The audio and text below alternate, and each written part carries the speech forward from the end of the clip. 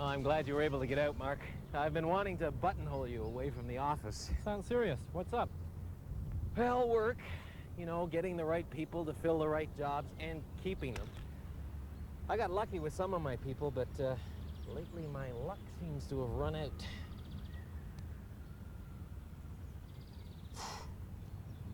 Well, there's a touch of luck in everything, Bill. Let me ask you a question. Do you do your hiring more on gut instinct than on sound hiring principles?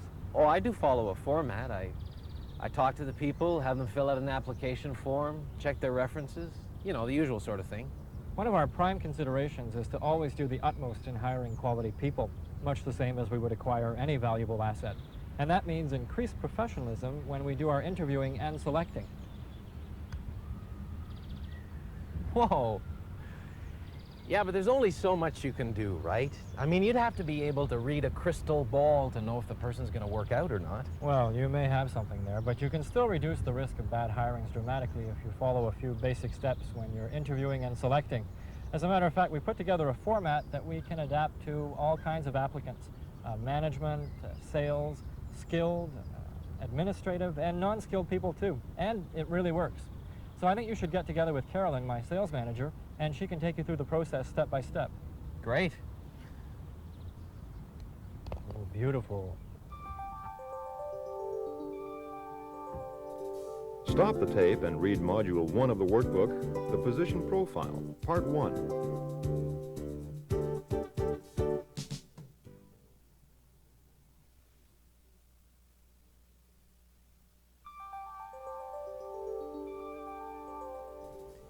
It's good of you to take the time to give me some pointers and ideas on interviewing and selecting. Thank you. Oh, you're welcome.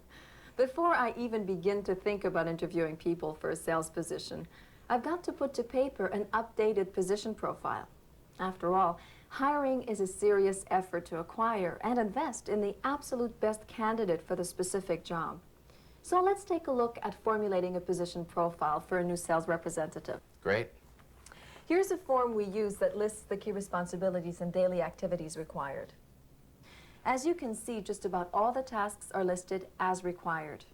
But networking on and off the job is a desired activity rather than a required one, so I put a check under desired. Having just prepared this description, I had to be satisfied with the responsibilities as laid out.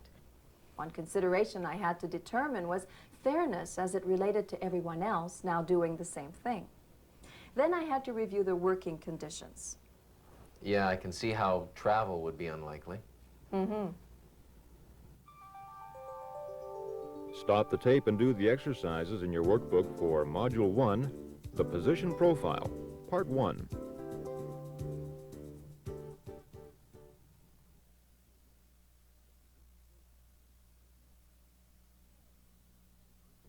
Okay. After I'd covered off the key responsibilities and daily activities, I then translated them into the skills the job candidate would have to meet. We needed somebody with a grade 12 education, at least 2 years sales experience, and a good knowledge of sales techniques. It was desirable that he or she had a working knowledge of our product line, and of course a driver's license was necessary. Experience in leasing and financing wasn't vital because we teach that here. A willingness to work overtime, work the occasional holiday, and to be paid on straight commission was essential. And just 2 other things. The candidate had to be made aware of key relationships with customers, colleagues, the sales manager, service and parts people.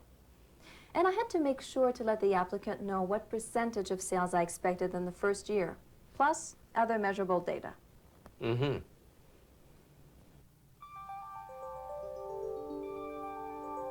Stop the tape and do the exercise in your workbook for Module 1, The Position Profile, Part 2.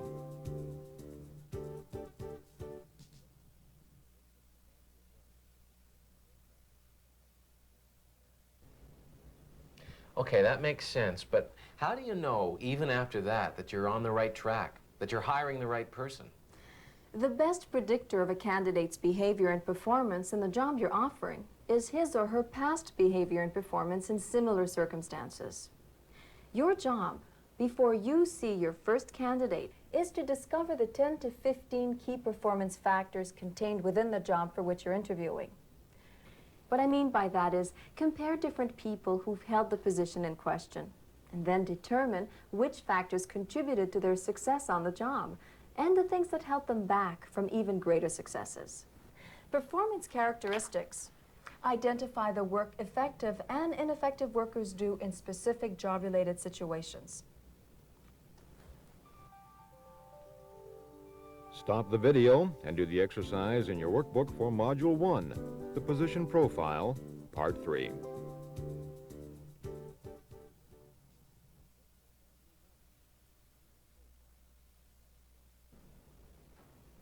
I think I understand the main points so far.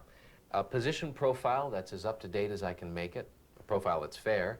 I've got to think about the requirements I need from a job candidate. Right, but there's more.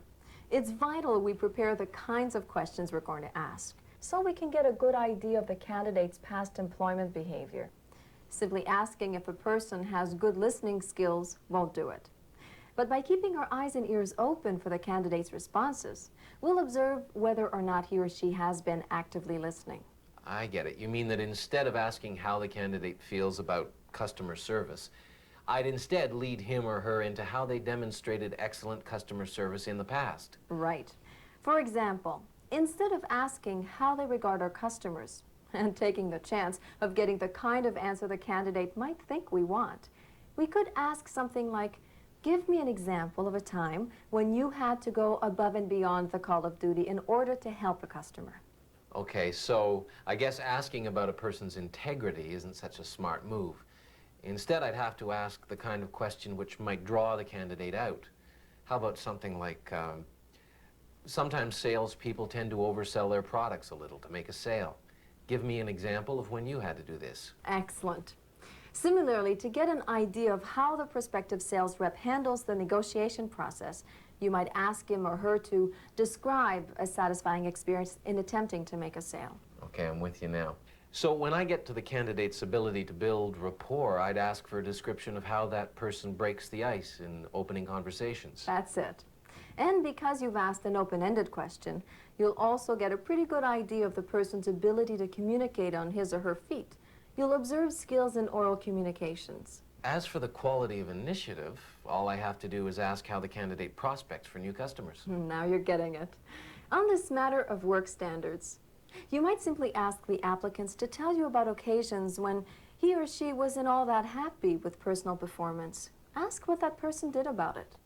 Applying your ideas, then, the way I might learn about tenacity is to ask something like, what were some of the obstacles you had to overcome to get where you are today? And similarly, to get a sense of the candidate's sales ability, I'd go about it with a question such as, tell me about your toughest sale. Exactly. Dealing with the person's real-life successes and failures will give you, the interviewer, a much greater insight into how the candidate might be expected to fit into your organization. But you'll also want to get a sense of how this person operates when dealing with an upset customer. In this case, you might ask, how did you react the last time a customer lost his temper or became irritated? Perfect. That kind of question, too, leads right into what I'll need to know about his or her resilience. I'd ask about the number of sales presentations that person made in a row without making a sale, and how he or she felt about it afterwards. And as in the example I showed you, my list of 13 performance characteristics would be rounded out by the candidate's impact. The impact he or she makes, the impact created by answering the kinds of questions we've just discussed. Can you see now how important the interviewing and selecting process is, and as employers, how we can hire smarter? Absolutely. It makes great common sense. Stop the tape and do the exercise in your workbook for Module 2, Establish Interview Questions.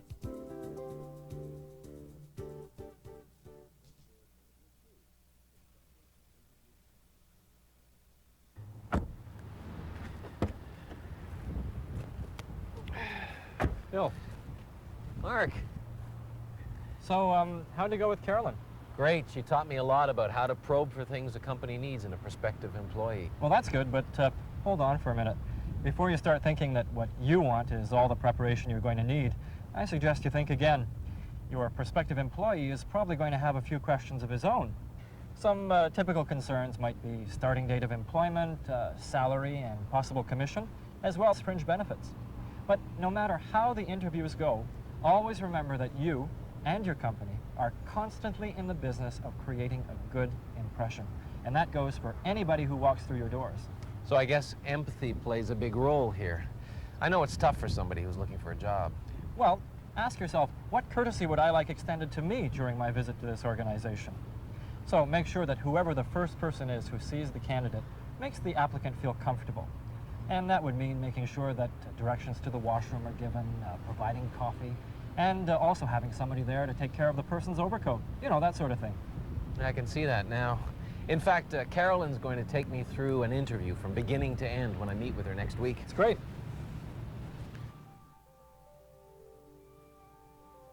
Stop the video and read Module 4, Interview Skills.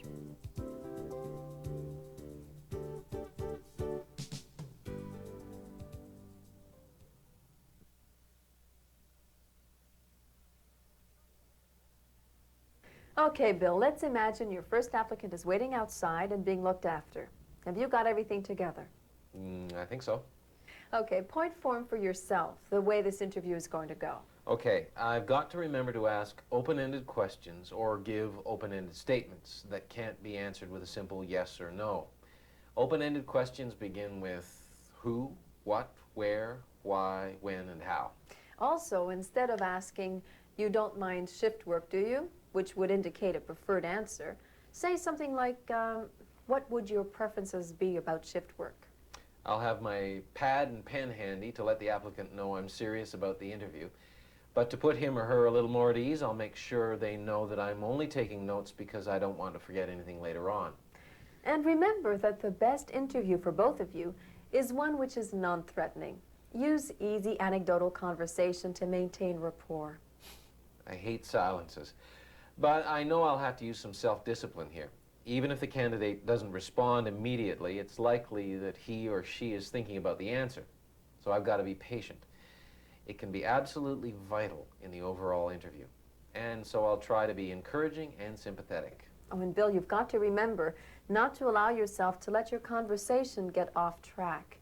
If you sense he's digressing or trying to evade a direct answer, assertively redirect the interview back to your purpose. Stop the tape and read Module 5.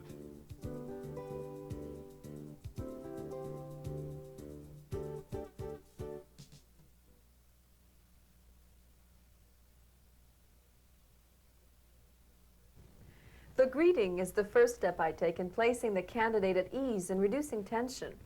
And while it's perfectly reasonable to assume the job candidate knows where he is and who he's made the appointment with, I extend the courtesy of identifying myself by name and title.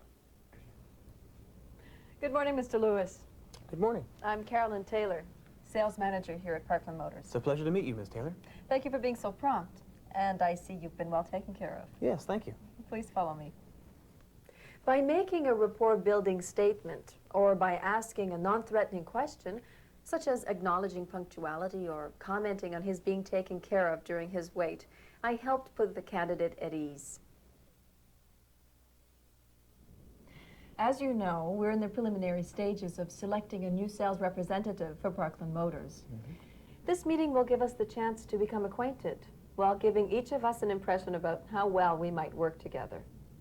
The overall intent, of course, is for you and for Parkland Motors to make a fair decision about the possibility of your selling for us. So during our conversation, it'll be my job to help you understand as well as I can the position we have open and the kind of organization Parkland Motors is. Great. The purpose of the interview is to ensure both the candidate and the organization eventually reach a decision which is fair to both parties. Let the job applicant know that this is not a decision only you will make, that he will be as much the decision maker as you are. After all, you want the best person for the job, and the candidate wants the best job he or she can get. And do your utmost to inform the candidate exactly what the job is and how the organization works. Encourage the applicant to ask as many questions as he or she can. And remember, there are no stupid questions. Some naivety can be expected from people whose understanding of your organization is limited. Be patient, be open, and be encouraging. Now I'll be wanting to hear about your background, and I'll be asking some specific questions. And as we go along, I'll be taking notes, but don't be concerned. I find they help me later on when I review what all the candidates had to say. Frankly, sometimes I tend to forget certain points. I'll be filling you in on this particular sales position, and I'll talk some more about our dealership. And you'll likely have questions too, which I'll try to answer. Fair enough? Yeah, great. Thank you. Explain the format you'll be following. When many of the surprises are eliminated, the candidate is put at greater ease. And further, it demonstrates that you have planned for the interview. Have your notepad in front of you and make entries in it during the course of the interview. By setting up your note-taking with the applicant in advance, perhaps by admitting you're human that you forget sometimes, well, you put him at ease. And you do yourself the favor of keeping pertinent information about this person at the forefront. That'll be really helpful when it comes time to evaluate various applicants I've interviewed. Yes, and it also signals to the candidates that you take the process seriously. Stop the tape and read Review Educational Background, module number 6 in your workbook.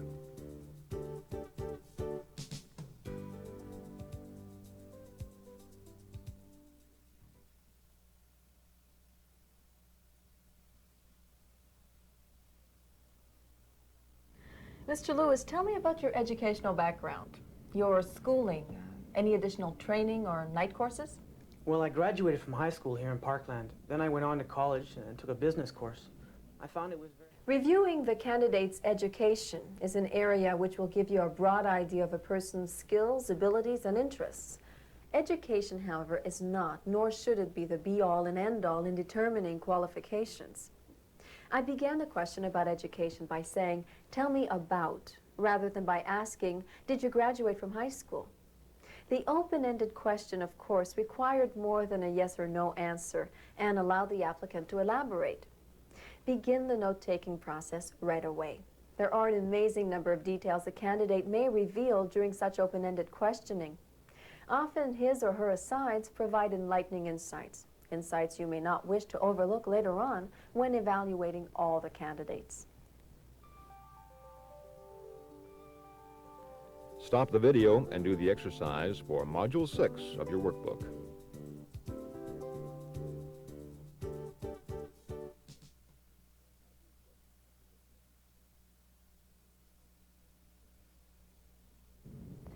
Tell me about the first full-time job you ever had, how you got it, and the major responsibilities you had there. And what did you like best, and what did you like least about that job? You know, I really enjoyed taking care of customers' needs. I found that by being attentive to what... So why did you leave that job?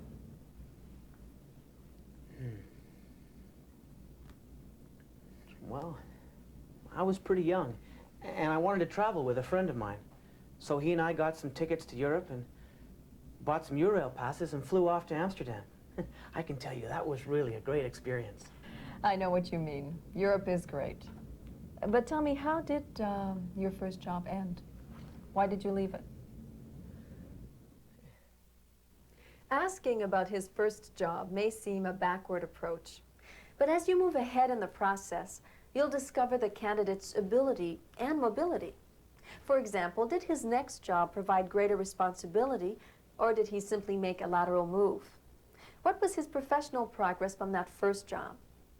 Asking the candidate to describe such things as what he liked best and what he liked least about that job gives you the opportunity to dig further into the candidate's character and attitude. Remember, hiring is a serious effort to acquire and invest in the absolute best candidate for the specific job. Your job is to learn as much about the applicant as you can to fulfill that mandate. When you've asked a question and an immediate answer isn't offered, wait for it. Allow the silence. The candidate may be thinking. He may be attempting to formulate an answer. Whatever the reason, do not allow silence to intimidate you. Wait for a response. If absolutely necessary, And after an appropriate period of awaiting for an answer, rephrase the question and put it to the applicant again. When the candidate digresses into an answer or a statement that takes the interview off topic, bring him back to the question as soon as possible. In an interview I recently conducted, the interviewee wandered into his memories of his first trip to Europe, thus evading the question. I had to bring him back quickly by refocusing on why he left his first job. Stop the tape and do the exercise for Module 7.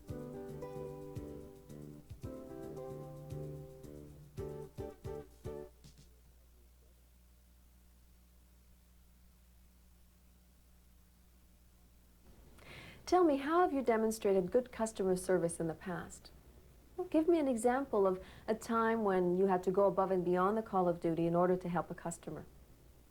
Sometimes to get specific information on performance characteristics, you've got to frame your questions appropriately. You mean rather than asking how the applicant feels about customer service, I should ask for an example of how the candidate has handled this important aspect of selling in the past? Exactly. And on the matter of integrity, the question to pose should take an approach beyond a direct, closed question. Ask for an example of when the candidate may have oversold to close a particularly difficult sale. Now, asking if a person has good listening skills won't do much good. But by keeping your eyes and ears open for the responses, you'll observe whether or not the candidate has the ability to actively listen. Stop the video and do the exercise for Module 8.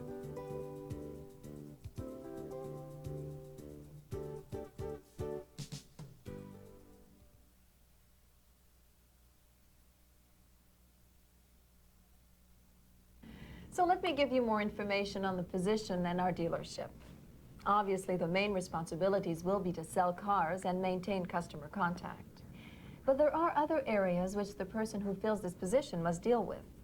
We'll be asking that the individual applies effective follow-up skills on prospects and past customers, understands and applies financing plans, and networks both on and off the job. And those are only some of the things that would be required of you. All right. Talking about the position and the organization is your first chance to sell the position in relation to those things you've learned during the interview. It also allows you to assess the probability that the applicant would accept an offer if extended. And this can be of great importance if you've interviewed several promising candidates. Stop the tape and do the exercise for Module 9.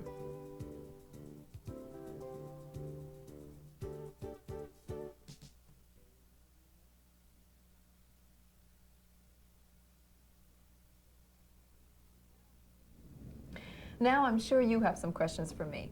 Well, yes, actually, I'd like to ask you about employee benefits. Earlier, we stressed the need to prepare for candidates' questions. Many people will be able to address their questions to you with ease immediately. Others, equally well qualified, often find themselves in a position of knowing all the right questions to ask an hour or two after the interview. If you're dealing with such a person, subtly feed them topics which they can pick up on. Stop the video and, using the formatted page, determine 5 questions you think an applicant might ask.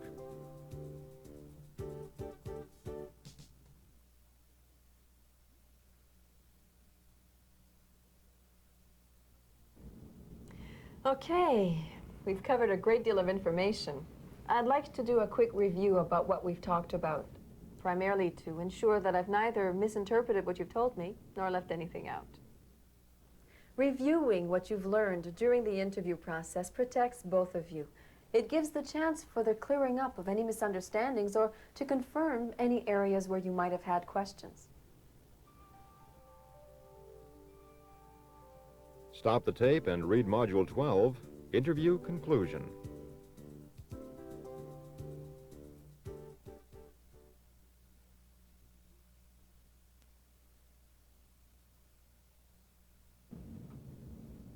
Well, that about wraps it up from my end. What's going to happen now is we will be interviewing a few more people and then sitting down to evaluate all the information. If you should happen to think of anything we've not discussed, I'd appreciate your sending me a note or giving me a call. And I expect that a decision will be made no longer than 2 weeks from today. And regardless of the outcome, I'll be in touch immediately. Mr. Lewis, thank you for your interest and for taking the time to come in and speak with me. Well, thank you very much. As with any good form of business meeting, it's important to relay your plan. Offer the opportunity for additional input by the person with whom you're negotiating. Make a commitment for further action, to let the candidate know the final result, and finally to close the meeting on a note of cordiality and courtesy. Stop the tape and, using the workbook, formulate a possible interview conclusion.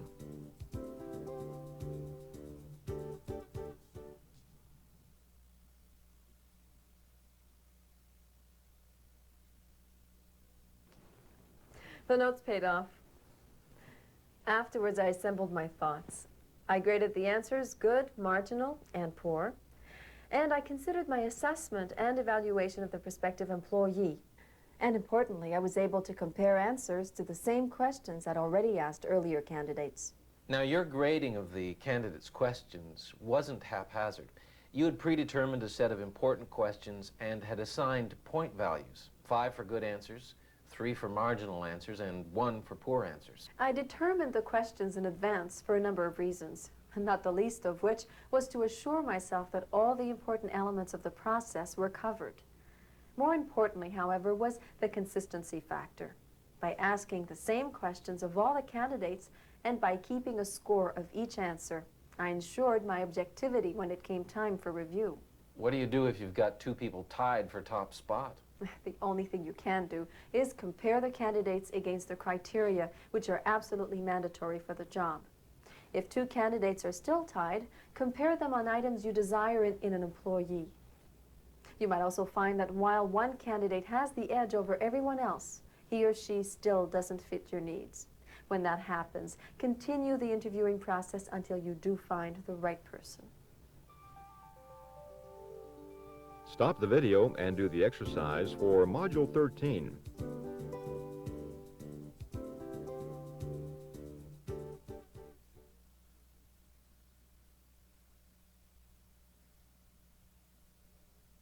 Hello, Mr. Lewis. It's Carolyn Taylor calling from Parkland Motors. How are you today? I'm fine, thank you. How are you? Oh, just great. I'm calling about the interview and the sales position we discussed. I know it's been 2 weeks since you were in, and I wanted to bring you up to date. All right. Oh, by the way, when the management committee reviewed your file, everyone was impressed with how well you handled that difficult customer you told me about. Well, thank you very much. It's nothing. But I'm calling for another reason, Mr. Lewis. I wanted to know if you're still interested in working for Parkland Motors. Yes, I definitely am. Good, that's great. But I do have a bit of bad news. We've been delayed in reaching a final decision on who we want for this job. Would it be all right if we called you in 1 week? Well, sure. I guess that'll be fine. I promised I'd call him back, and I followed through. It's just an example of good customer service. In this case, my customer just happened to be a job candidate. You should say something positive when you call.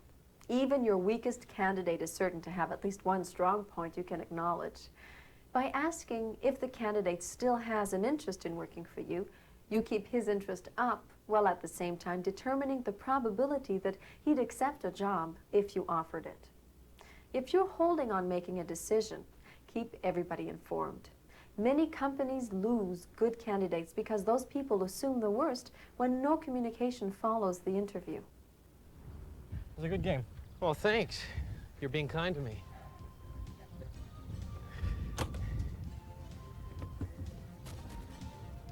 Say, Mark, I've got to tell you, your Carolyn Taylor has been an enormous help. I know that between what you told me and her experience in implementing your hiring format, that I've learned quite a lot about hiring winners. Hey, I'm glad we were able to help, and I'll pass your comments on to Carolyn. But listen, Bill, the best single piece of advice I can give is always remember, when attempting to hire quality people, put as much into it as you would the acquisition of any valuable asset.